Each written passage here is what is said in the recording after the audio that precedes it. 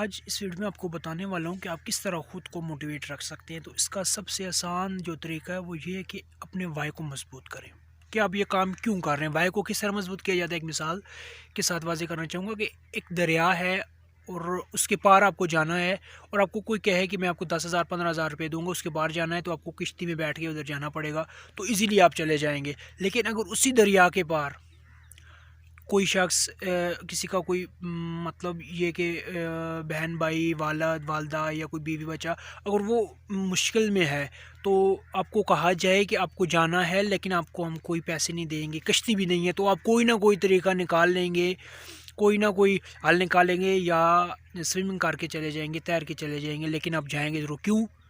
کہ آپ کا وائی مضبوط ہے کہ میں نے ہر حال میں وہ کام کرنا ہے۔ کیوں کرنا ہے؟ کہ میں نے اپنی فیملی کو بچانا ہے، میرا عزیز و قریب کوئی بھی رشتہ دار خونی رشتے والا ہے، میں نے اس کو بچانا ہے۔ جب وائی آپ کا مضبوط ہو جائے گا تو آپ کو لانگ ٹرم کے لیے آپ موٹیویٹ رہ سکیں گے۔